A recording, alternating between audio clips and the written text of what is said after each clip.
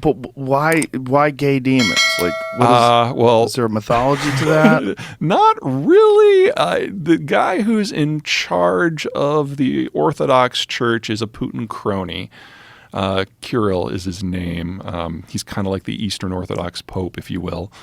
And he has been a partner with organized crime and with Putin since the beginning.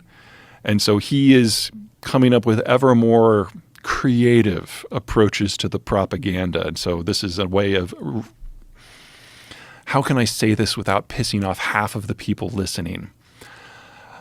Imagine Trump using his influence with evangelical Christians to come up with a theological reason why something didn't go his way. It's kind of the equivalent of that. And so gay demons is what he came up with. Gay demons. Yes, and they ran with it. So that's on state propaganda now. Really? Yeah, it's wild. Wow. And what's the epicenter of the gay demons? Oh, Kiev, obviously. Kiev. Yeah, so we've got a Jewish Nazi gay demon. Wow. Yeah. And truth is always weirder than fiction. And the scary rumor is that Putin has cancer. And that Parkinson's is one I've heard as well. Oh, really? Yeah, I don't know what it is. He's clearly on steroids, but that could mean a whole lot of things. Like prednisone or something along those lines. Yeah. And you say that because of his appearance? Yeah, he looks very, not just flushed, but puffy. Yeah. And that's kind of a classic too many steroids in your system issue. And this puffiness is these steroids are to battle this cancer somehow? In theory. Steroids keep you going in a time when you should probably be laying down is really the bottom line. Whether he's medicated, over-medicated, or medicated because of medical reasons, we really don't know. He's not in great health. That is obvious. And for someone who has been the shirtless horseback rider in the propaganda videos, that's a real problem. He's visibly wearing bulletproof or bullet-resistant vests even around his own propaganda people.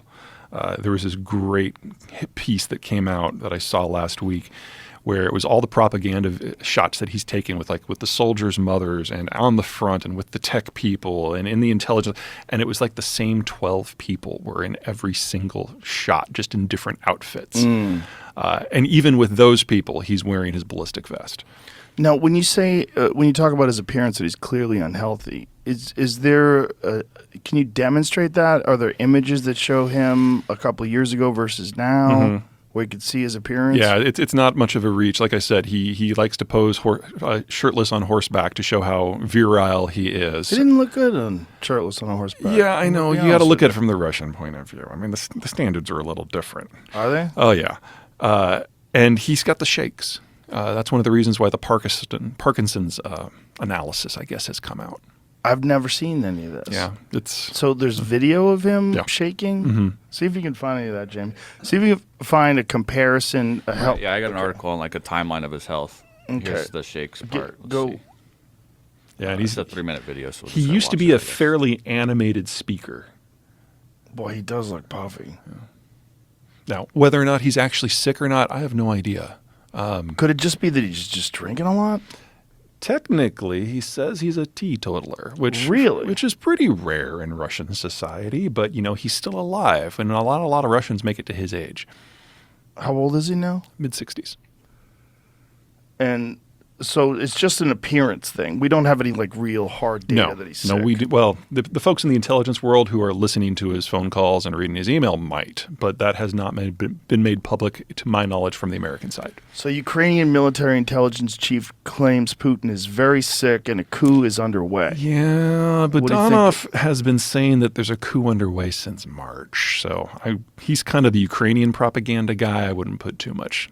And how would that? But what would even happen there? What if a coup did take place? Putin has so thoroughly purged that what's left of the intelligentsia. There's only 130 of them, and there's probably only one of them who would have the guts to throw a coup.